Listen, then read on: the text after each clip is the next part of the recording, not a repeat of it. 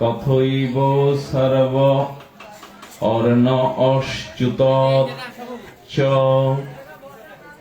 কলিযুগ পাবন অবতার পরম প্রেম পুরুষোত্তম শ্রী শ্রী নদিয়ানন্দ আনন্দ কন্দ গৌর নিত্যানন্দের মহা অনুকম্পায় ব্রজ নবযুব দ্বন্দ্ব রাধা মাধবের অহিকুটি করুণায়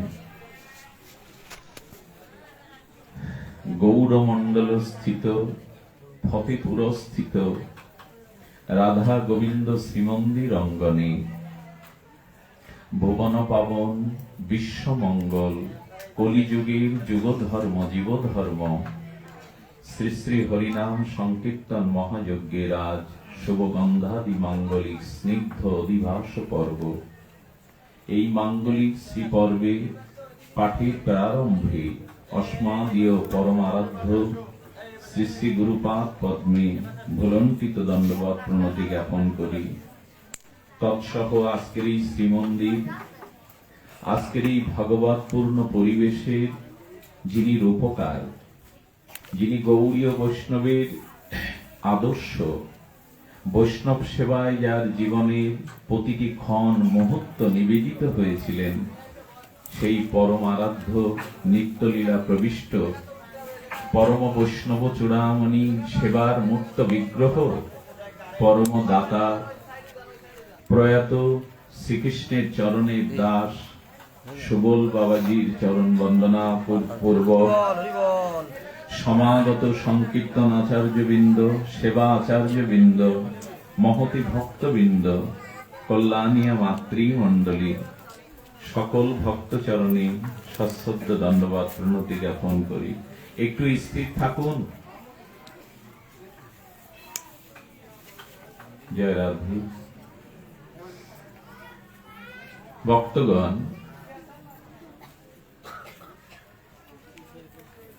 ভাগবত বলেন যথা তরমূল নিষেচেন তৃপ্পান্তি ভুজ উপশাখায়া প্রাণ উপচারস্য যথ ইন্দ্রিয়ানাম তথৈব সর্বন্ন অশ্চ্যুতেশ্চ। সর্ববেদান্ত সার অমল পুরাণ শ্রীমদ ভাগবতে বলছেন মোবাইলগুলো সব সাইলেন্স করে রাখ। বৃক্ষের মূলে জল সিঞ্চন করলে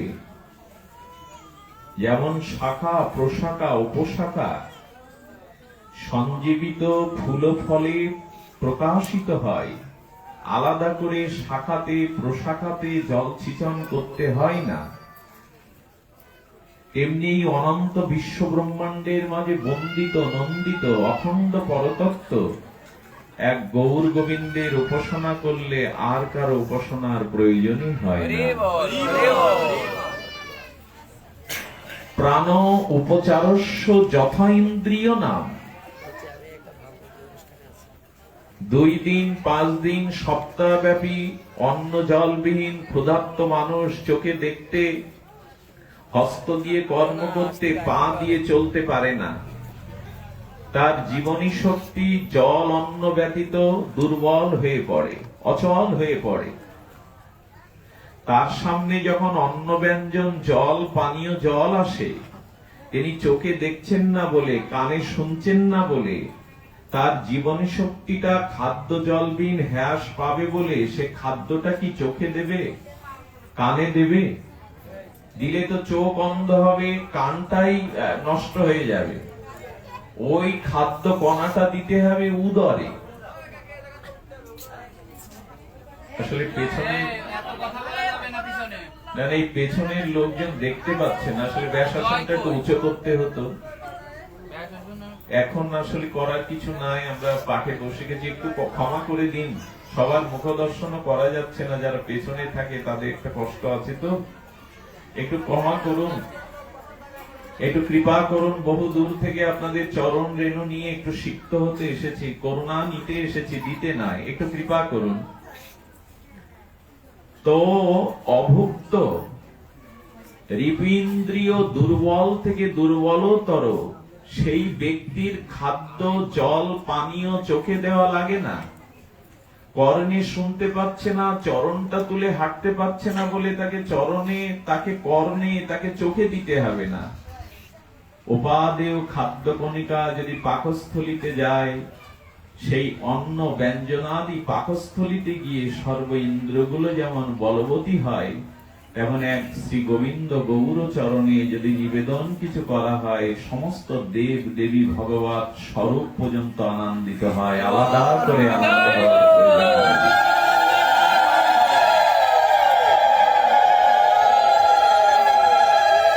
এটি ভগবানের ভগবত সিদ্ধান্ত। মুনিগণ পর্যন্ত, যোগী ঋষি মুনিগণ পর্যন্ত তারা নৈমিষারণ্যে সিদ্ধান্তহীনতায় ভুগছে। তারা সিদ্ধান্তহীনতায় ভুগছে যে আমাদের সামনে বহু উপাস্য তত্ত্ব, বিষ্ণু, নারায়ণ, কৃষ্ণ, নৃসিংহদেব, আমরা কার উপাসনা করব? যোগী ঋষি মুনি মনীন্দ্র যোগীন্দ্র অপরক্ষ মেধা যাদের, তারাও নির্ণয় করতে পারছে না যে আমরা কার উপাসনা করব। ব্রহ্মার মানস পুত্র ভৃগু এলেন, মহর্ষি ভৃগু ব্রহ্মার মানস পুত্র।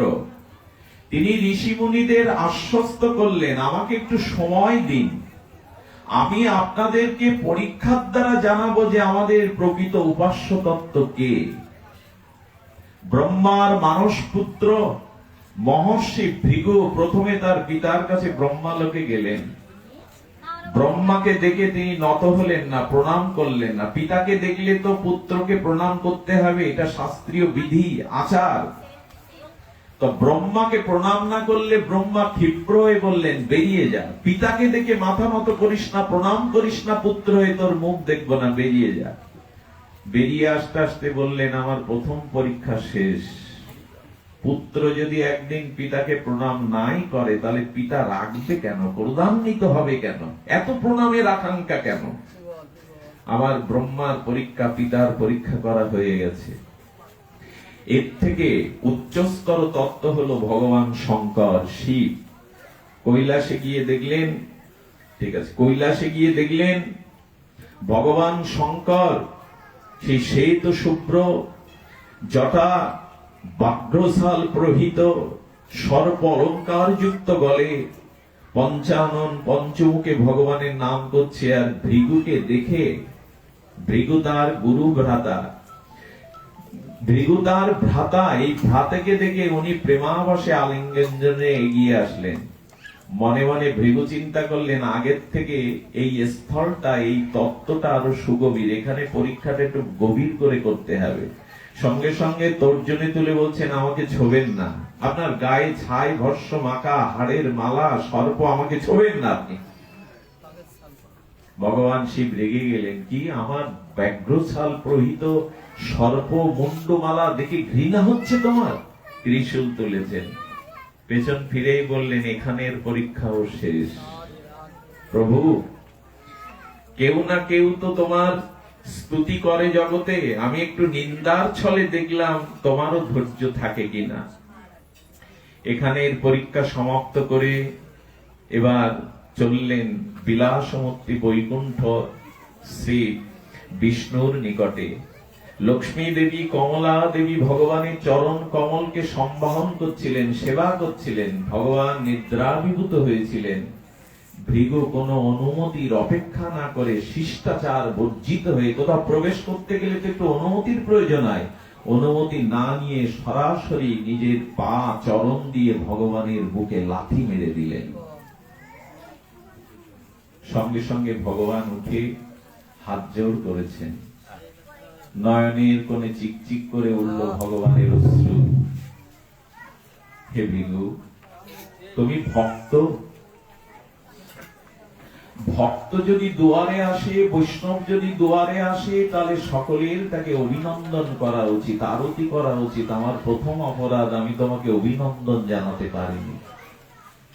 ভৃগু, আমার বক্ষটা পাষাণের থেকে কঠিন, কিন্তু তুমি ভক্ত, তোমার চরণটা কুসুমের থেকে কোমল। তোমার চরণে বুঝি ব্যথা লেগেছে ভৃগু? এগুলো অভিনয় না, এগুলো ভগবান অভিনয় করছেন না। উনি বলছেন আমার বক্ষটা পাষাণের থেকে কঠিন, তোমার চরণটা কুসুমের থেকে কোমল। ভৃগু, তোমার চরণ চিহ্ন আমার বুকে অঙ্কিত হয়ে থাকলো, আমি যতবার ধরার ধুলিতে অবতীর্ণ অবতার হয়ে যাব, তোমার এই চরণ চিহ্নটাকে আমি আমার বুকের পাশে রেখে দিয়ে দেবো, মুছে ফেলব না। ভৃগু এসো, আমি তোমার চরণ বন্দনা করি, চরণ সেবা করি।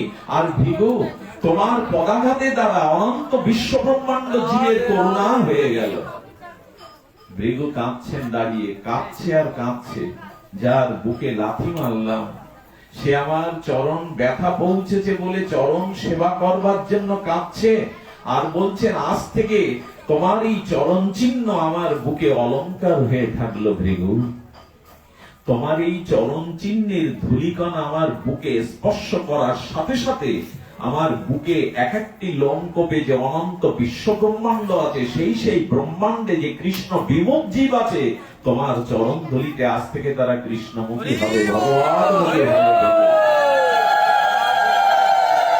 ভক্তগণ, ভৃগু অশ্রু ফেলতে ফেলতে বিদায় নিয়ে ঋষি সমাজে, ঋষি সভাতে এসে চোখের জলে নিবেদন করলেন, ওগো, আমি পরীক্ষা করে এসে আমি আমার কম্বুকণ্ঠে ঘোষণা করলাম, যদি উপাসনাই করতে হয় তবে ভগবান কৃষ্ণ ভগবান বিষ্ণুর উপাসনা করো, তার থেকে পরম কল্যাণ পেত আর কেউ। আচ্ছা, ব্রহ্মার কাছে যখন ভৃগু গেল, ব্রহ্মা জানতেন না কি জন্য আসছে? ভগবান শিব জানছেন না ভৃগু কেন আসলো? তারা সবই জানতেন। ওরকম আচরণ করলেন কেন জানেন? ব্রহ্মা এবং ভগবান শিব পর্যন্ত তারা দেখিয়ে দিলেন, তারা পাঠালেন, ভৃগুকে পাঠালেন। তারা জানতেন পরীক্ষার জন্য এসছে ভৃগু, কিন্তু তারাও সিদ্ধান্ত স্থাপনের জন্য জগতে জানালেন, পাঠিয়ে দিলেন গোবিন্দ চরণে। তাই ভজনই যদি করতে হয়, পরম দয়ালু পরম কৃপালু ভগবানের ভজন করতে হবে, শ্রী গোবিন্দের ভজন করতে হবে। গৌর গোবিন্দ বিনা গৌরীয় বৈষ্ণবের আর কেউ নাই, আর কোনো অবলম্বনই নাই। এই জন্য শ্রী গুরুদেব বলে দিলেন, বড় বড় নির্দেশ আদর মাখিয়ে, বড় করুণা মাখিয়ে গুরুদেব নির্দেশ দিলেন, শ্রীধাম বৃন্দাবন যুগল ভজন ধন। এই তো উপদেশ। গৌর চরণ আশ্রয় ব্যতীত, নিতাই চরণ আশ্রয় ব্যতীত, হরিনাম আশ্রিত বৈষ্ণব ব্যতীত, ব্রজমন্ডল ব্যতীত, নবদ্বীপ ব্যতীত, গৌর সুন্দর ব্যতীত, গোবিন্দ ব্যতীত, রাধারানী ব্যতীত আমাদের সামনে আর কেহ নাই, আমাদের সামনে থাকতেও নাই কিছু। এটাই হলো ভজনীয় উপাস্য তত্ত্ব নির্ণয়। কিন্তু দুঃখটা কোথায়, ব্যথাটা কোথায়? দুঃখ ব্যথা এই জন্য যে বহুবিধ প্রভূত কামনা বাসনায় সিক্ত হয়ে আমরা কামনায় তাড়িত পীড়িত হয়ে বিভিন্ন বাসনা সংযুক্ত হয়ে সেই কামনা পূরণের জন্য বহুবিধ পূজা পার্বণ উপচারের দিকে ধেয়ে যায়। তাতে ক্ষতি হয় কি জানেন? ক্ষতিটা হয় যদি বিশুদ্ধ ভক্তি না পাওয়া যায়, যদি কেবল ভক্তি না পাওয়া যায়, তবে দেবতা হয়েও লাভ কি, নিরপতি হয়েও লাভ কি? যদি ভগবানের ভজনই না করা যায়, তবে এই উপাধি পদমর্যাদা ধন দৌলত পেয়েও, আচ্ছা, পৃথিবীর যে সম্মান, পৃথিবীর যে পদমর্যাদা, পৃথিবীর যে মান সম্মান, অর্থ বিত্ত সুন্দরী রমণী, এগুলির ভিতরে কি আছে? বলে এগুলো কেমন জানেন? ভাগবত একটা অপূর্ব শব্দ দিয়েছেন। গোবিন্দ বলেছেন অনিত্যম অসুকম, আর আমাদের আচার্যরা বললেন এটা মিঠা জেহের। এই যে স্ত্রী পুত্র রূপ যৌবন ভোগ বিলাস, সংসারে পদ মর্যাদা মান সম্মান, এগুলো হলো মিষ্টি বিষ। কি বললাম শব্দটা? মিঠা জেহের, মিষ্টি বিষ। এগুলো ভালো লাগে, এগুলো মিষ্টির মতো লাগে, কিন্তু পরিণাম হয় বিষবত। আর কবে বুঝবো এই শব্দটা? গোবিন্দ শ্রীমৎ ভাগবত গীতাতে বললেন, স্ত্রী, পুত্র, রূপ, যৌবন, মান, মর্যাদা, সংসার, সম্মান, যা কিছু এক ভক্তি ব্যতীত, এক গোবিন্দ চরণ ব্যতীত, এক হরিনাম ব্যতীত যা কিছু পরিদৃশ্যমান জগতে, এগুলো বিষ, তবে মিষ্টি মাখানো বিষ। আজ পর্যন্ত এই বিষয় শক্ত কোন জীব চিত্তে আনন্দ পায়নি, পাবেও না কোনো কালে। এগুলো শুরুতে সুখ মনে হলেও আমাদের অবস্থা কি জানেন? আরশোলার মতো। আচ্ছা, আপনি 3 তলা বিল্ডিং করেছেন, প্লেট বসিয়েছেন, চারিদিকে আলো ঝলমলে বাড়ি, কিন্তু কিছু আরশোলা বাড়ির ভিতরে ঢুকলো। ওরা ওই আলোতে, ওরা ওই সুন্দর পরিপাটি গৃহে শান্তি পাচ্ছে না।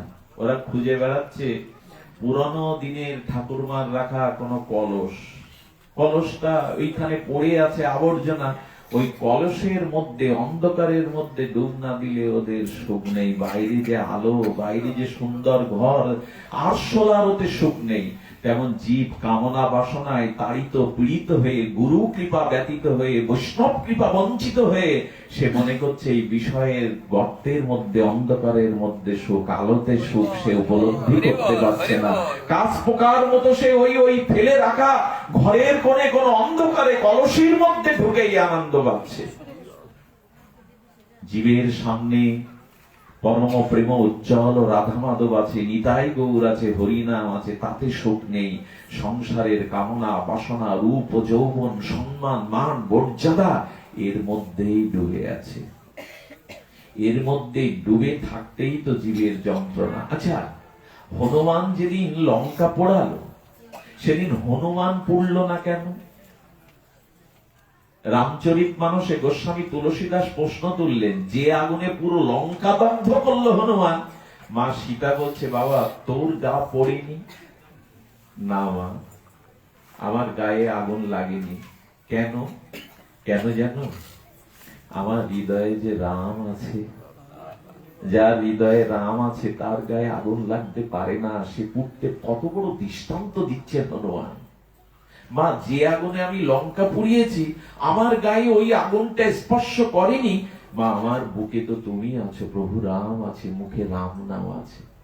তার মানে ভগবানকে, তার চরণকে আমাদের হৃদয় আসনে বসাতে পারলে সংসারের কোন অনালে আপনি আর পুড়বেন না। এই দৃষ্টান্তই হনুমান জগতের সামনে রাখছে। আচ্ছা আচ্ছা, সব ঘর লঙ্কায় পুড়লো, একটা ঘর পড়েনি, জানেন তো? যখন হনুমান লঙ্কার প্রতিটা ঘরে ঘরে অগ্নিদগ্ধ করছেন, একটা ঘরে হনুমান আগুন লাগায়নি। সেই ঘরটা হলো ভক্ত বিভীষণের ঘর। উনি দেখলেন বিভীষণের ঘরের দুয়ারে বিন্দাজি ভক্তি দেবী আছে। উনি দেখলেন রাম নাম লেখা আছে বিভীষণের দুয়ারে। বললেন, এখানে আগুন লাগবে না, এখানে আগুন দেওয়া যাবে না। যার ঘরে গৌর গোবিন্দ আছে, যার ঘরে হরিনাম আছে, যার ঘরে বিন্দাজি আছে, এ ঘরে আগুন লাগলেও আগুন জ্বালাতে পারবে না। বিভীষণের ঘর পড়েনি। আজ আমাদের প্রতিটা ঘরে ঘরে আগুন কেন? না, আমাদের ঘরে ভগবানের উপাসনা নাই, আমাদের ঘরে ভক্তি দেবী নাই। এই জন্য তো সংসার দাবানল, সংসারে দাবানলের ন্যায় জ্বলছে। বাইরে বাইরে সুখী মনে হলে কি হবে? বাইরে ধন দৌলত, স্ত্রী পুত্র থাকলে কি হবে? ভেতরটা পুড়ে যাচ্ছে, অঙ্গার হয়ে যাচ্ছে। তার কারণ আমাদের গৃহটা আমরা প্রভুকে দিতে পারিনি। এখানে রাম নাম নাই, এখানে ভগবানের উপাসনা নাই। বিভীষণ আপন মনে মনে বসে বসে প্রভুর স্মরণ করেন, বিন্দাজি রেখেছেন। হনুমান বলল, এইখানে ঘর যদি সুরক্ষিত রাখতে হয়, তবে সংসার গোবিন্দের মনে করে করতে হবে, আমার নয়। কথাগুলো আমাদের জানা, তবু ফিরে ফিরে বারবার বলছে। এই জন্য এটা আমাদের হৃদয়ে যেন সিদ্ধান্তটা সুদৃঢ় হয় যে না, ঘর গোবিন্দের না হলে, ঘরে গোবিন্দের উপাসনা না থাকলে, ভক্তি না থাকলে সে ঘর দাও দাও করে পুড়বে। শান্তি যদি পেতে হয়, একটা উপায় আছে। সেই উপায়টা, আচ্ছা, সীতামাকে হরণ করে রাবণ কোথায় রেখেছিলেন? অশোক বনে, এবং অশ্বত্থের এই অশোক বৃক্ষে তলে। অশোক বন কেন নাম? অশোক শব্দটার অর্থ কি দাঁড়ায়? অযুক্ত শোক। মানে অভাব বাচক, অভাব বাচক, যেখানে পৌঁছালে আর কোন শোক তাপ সেখানে স্পর্শ করে না, তাকে বলে অশোক বন। রাবণ সাধারণ ছিল না, রাবণ বহুবিধ তপস্যা করেছিলেন। তার মতো তপস্বী জগতে বিরল, দশাননের মতো। ওনার বেদ উচ্চারণ হতো মুখে। উনি ওই বনটা করেছিলেন যে বিষয় আসক্ত দুঃখী ব্যক্তি এখানে এলেই সে শান্তি পাবে। এই জন্য বনটার নাম হলো অশোক বন। কিন্তু সীতামা কাঁদছে কেন? অশোক বনে যেখানে শোক নেই সেখানে মা সীতা কাঁদছে কেন?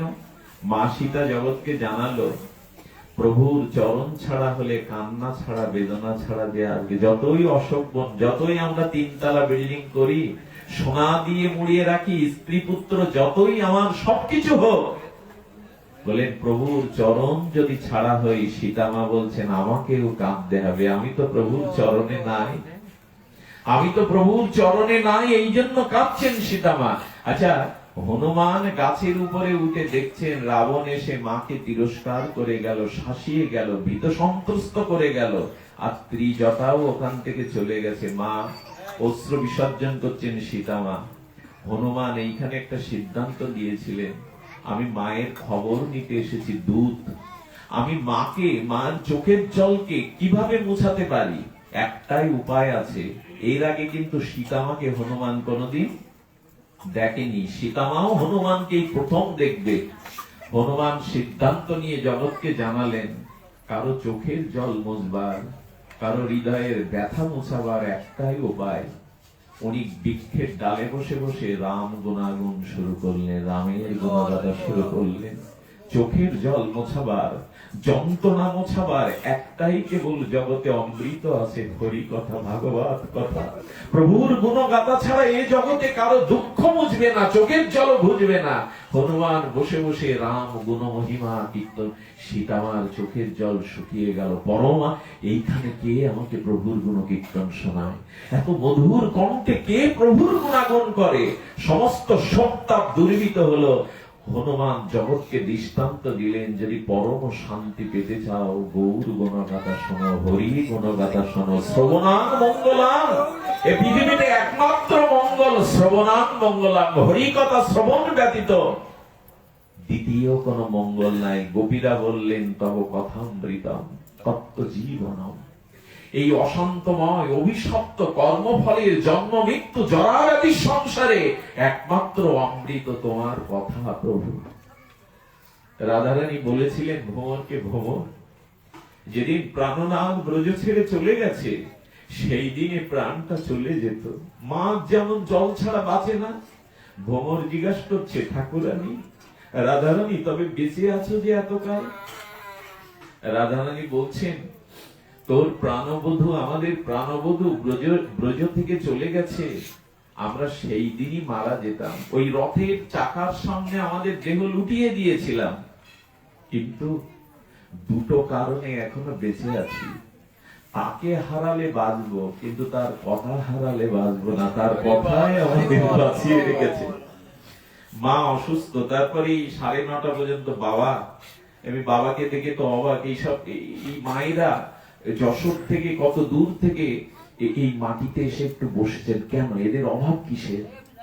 এদের তো জগতের এদের কোনো অভাব নেই, আপনাদের তো কোনো অভাব নেই, বসেছেন কেন? রাধারানী বলছেন, কৃষ্ণ হারিয়েও বাঁচতে পারি, কিন্তু কৃষ্ণ কথা হারিয়ে বাঁচতে পারবো না। আহারে, কৃষ্ণ কথা যদি না থাকে তাহলে বাঁচতে পারবো না। শুধু ভক্তগণ, কৃষ্ণ গুণামৃত, হরি কথামৃতই একমাত্র এই অভিশপ্ত জীবনের একমাত্র অমৃত। আর এর একটা কি হয় জানেন? রাধারানী বলেছেন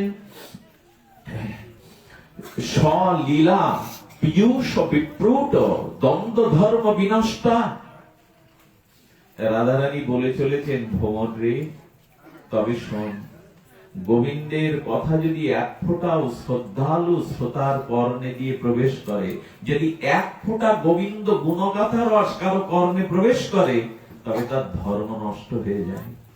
আহাগো, যিনি গোবিন্দ গুণকথা বিপ্রুত এক ফোঁটা যার কানে যায়, রাধারানী বলছেন স্বলীলা দদন বিপ্রুত, এক ফোঁটা কৃষ্ণ কথা যদি সাধু মুখে শ্রদ্ধালু শ্রোতা হৃদয়ে কর্ণে যায়, রাধারানী বললেন তার ধর্ম পর্যন্ত নষ্ট হয়ে যায়।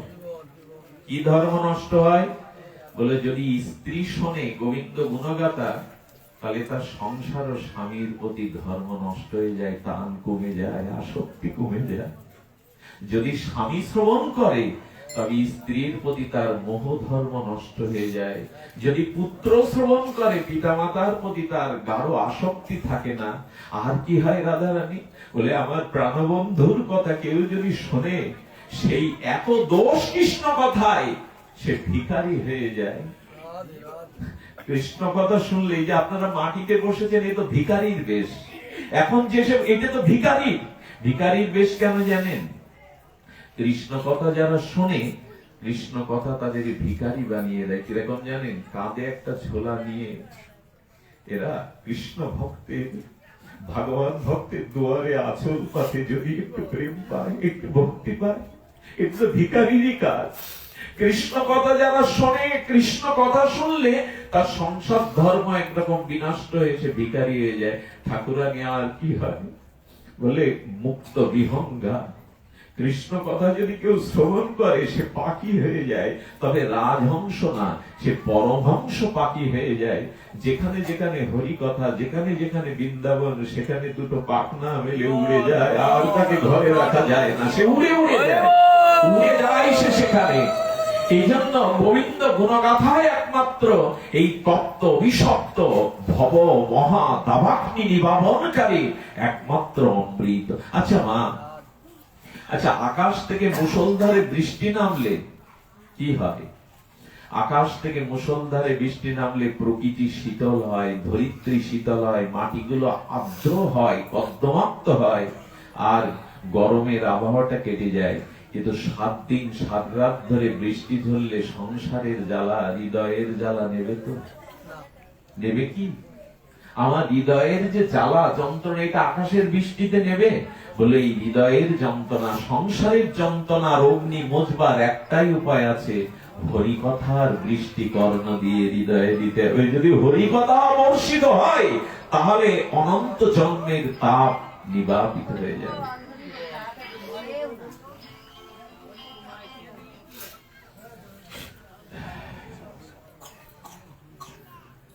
হরিকথায় সমস্ত নিবাপিত হয়ে যায়। এই জন্য হনুমান যখন মা সীতাকে শোনালেন, তখন সীতা মা বলছে, কে গো প্রভুর কথা শুনিয়ে আমার অশান্ত হৃদয়কে শান্ত করলে, সামনে এসো। হনুমান দূর থেকে বলছেন, মা যে হরি কথা বলেছে তাকে দেখতে চেও না, হরি কথা বলেছে একটা বানর মাত্র। হনুমান সামনে এসে প্রণাম করে বলছে, মা আমি বানর।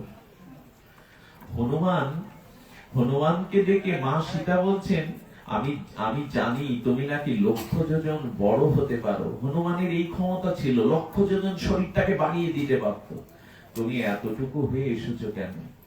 হনুমান বললেন, মা যত বড়ই হই, ভক্তির কাছে সর্বদা ছোট হয়ে আসতে হয়। কত বড় শিক্ষা! যেখানে ভক্তি আছে, শ্রীগুরু তত্ত্ব আছে, বৈষ্ণব তত্ত্ব আছে, যেখানে ভগবত শক্তি আছে, সেখানে আমি যত বড়ই হই, নিজেকে ছোট করেই যেতে হয়। হনুমানের মতো শিক্ষা, তিনি দাস্য ভক্তির পরাকাষ্ঠে এমন ভক্ত ত্রিজগতে নাই। এই জন্য হনুমানজি বলছেন, যে যত বড়ই হোক, ভক্তির কাছে, ভগবত শক্তির কাছে সে যেন ছোট থাকে, যদি কৃপা পেতে চায়। হনুমানকে মা কৃপা করে দিলেন, করুণা করে দিলেন। এই হনুমানের নিষ্ঠা শুনবেন। একদিন দ্বারকাধীশ ভগবান গরুরকে বলছে, গরুর তুমি একটু হনুমানকে নিয়ে আসো তো আমার কাছে। উনি মলয় পর্বতে গিয়ে দেখছেন রামচন্দ্রের সীতামার বিগ্রহে হনুমান তুলসী দিচ্ছে। গরুর এসে বলছেন, কার চরণে তুলে দিচ্ছ? স্বয়ং ভগবান দ্বারকাধীশ তোমাকে ডেকেছে, চলো। হনুমান যেন শুনেও শুনছে না, অর্চন করে চলছে, প্রভু অর্চন করে চলছে নিষ্ঠার সহিত। যখন তুলসী ফুলমালা দেয়, তখন গরুর বলছে, প্রভু তাড়াতাড়ি নিয়ে যেতে বলছে, এ তো আমার কথা শুনছে না, তাহলে একে তুলে নিয়ে যায়। গরুর তো আর কম না, পাখনা দিয়ে যখন হনুমতকে তুলে নিতে গেছে, হনুমান এমন একটা লেজের ঝাটকা দিয়েছে, ও গিয়ে সাক্ষাৎ গোবিন্দের দ্বারকাধীশের সামনেও হোঁচট খেয়ে পড়ে গেছে। এখন জ্ঞানী ব্যক্তি অপমানিত হলে মানে কেউ যদি চড় মারে, এটা বলতে পারে না সে। কি হলো গরুর? হনুমতে আসেনি। বলে, প্রভু আনতে গিয়েছিলাম কিন্তু পারলাম না। ওনার অপমানের কথাটা বলতে পারছে না। তখন বলছেন, তোমার কাছে আসিনি কেন আমি বুঝতে পারছি, আমারও একটা ভুল হয়েছে, ভুলটা তোমার হয়েছে। হনুমানের সামনে প্রভু রামচন্দ্রের কথা ছাড়া অন্য ভগবানের কথা বললে ও নড়বে না, ও আসবে না। ওর রাম চরণে এত নিষ্ঠা, রঘুপতি রামের চরণে। তুমি এইবার গিয়ে বলো, দ্বারকাধীশ না, আমার একটু ভুল হয়েছে, রঘুপতি রামচন্দ্রই তোমায় স্মরণ করেছে।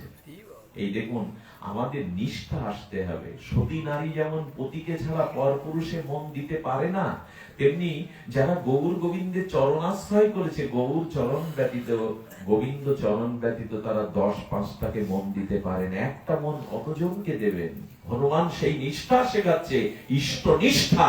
রাম ছাড়া জগতে, সে জানে কৃষ্ণ বিষ্ণু নারায়ণ একই, কিন্তু রাম চরণ, রাজীব লোচন রামের চরণ ছাড়া সে অন্য কিছু যায় না। এই যেই গিয়ে গরুর বলেছে, আমার একটু ভুল হয়েছে, দ্বারকাধীশ না, অদম্যাপতি রামচন্দ্র ডেকেছে। আর হনুমান নাই, আর হনুমান নাই। হনুমান যখন আসছে, তখন দ্বারকাধীশ বলছেন, আমি রাম রূপ ধারণ করছি, রূপকিনী তুমি সীতা রূপ ধারণ করো, কারণ অন্য রূপে সে সুখ পাবে না। রাম সীতা হয়ে বসলেন দ্বারকাধীশ, আর রুক্মিণী দেবীকে সীতা মা করে। হনুমান এসে দণ্ডবোধ করে বললেন, প্রভু ক্ষমা করে দিয়ে, আসতে একটু বিলম্ব হয়ে গেল। হ্যাঁ, গরুর এসে বলছে, এতক্ষণ রহস্যটা বুঝলাম, এই হলো ইষ্ট নিষ্ঠা। আমাদের কেন নিষ্ঠা নাই?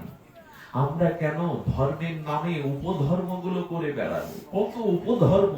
তুলসী গাছ জল খাচ্ছে, তুলসী গাছ কি মরা, মৃতা, যে ভক্তি দেবী জল খায় না? বৈষ্ণবরা প্রতিদিন তুলসীকে জল সিঞ্চন করে, না করে তারা জল পায় না। এটা আবার উপধর্ম কোথা থেকে আনলেন? তুলসীকে জল খাওয়াতে হবে? এটা তো প্রতিদিন বৈষ্ণবরা তুলসীকে জল সিঞ্চন না করে তারা জল মুখেও দেয় না। বলে গোপাল দুধ খাচ্ছে, এসব উপধর্ম, এগুলো ঠিক না। ভগবান দুধ খাবে না তো দুধ খাবে কে? গোপালই তো, যিনি গাভীকে পালন করেন, উৎকৃষ্ট গোদুগ্ধ তো গোপালই খাবেন, মাখন তো গোপালই খাবেন। এটা আবার জগৎকে কি করে জানাচ্ছেন গোপাল দুধ খাচ্ছে? ভক্তরা তো তাকে খাওয়ায়নি। মীরাবাইয়ের পিতাকে ছিল জানেন? সুরদাস। এটা কথা মনে বললো দুধ খাওয়ার কথা। এরকম উপধর্ম মাঝে মাঝে, যার 3 ছেলে, তার 3 ছেলের পিড়ে পেতে খেতে হবে। এসব কি ধর্ম এগুলো? তুলসী গাছ জল খাচ্ছে বলে তোলপাড় করে দিলেন, এসব ঠিক না। উনি বৃন্দাজি, জানেন?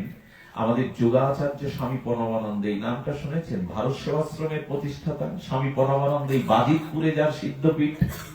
ইনি হিন্দু জাতি সংগঠক। ইনি হিন্দু জাতির জন্য এখনো ভারত সেবাশ্রম আত্মমানবতার সেবা গিলিয়ে যাচ্ছে, যাকে বাংলাদেশে প্রণব মঠ বলে, ইন্ডিয়াতে ভারত সেবাশ্রম। বলছেন, মা একটা গাছকে পূজা করে কেন? এখানে মা আঁচল দিয়ে প্রণাম করে কেন? আমি একটু পরীক্ষা করব। 3 তালা থেকে থুতু ফেললেন তুলসীর বৃক্ষের গায়ে, ভক্তি দেবীর গায়ে, পরীক্ষা করবার জন্য। উনি তো শিব অবতার। যেই তুলসী বৃক্ষে থুতু ফেললেন, ভগবান বিষ্ণু প্রকট হয়ে গেলেন। তার জ্যোতিতেই 3 তালা চিলেকোঠা থেকে বিনোদ ব্রহ্মচারী মাটিতে পড়ে গেল নিচে। আর জ্ঞান নাই। মা কাঁদছে, জল ঢালছে, আমার বিনোদ বুঝি আর বেঁচে নেই। আধা ঘন্টা পর একটু জ্ঞান ফিরলে বললো, মা সবাইকে সরিয়ে দাও।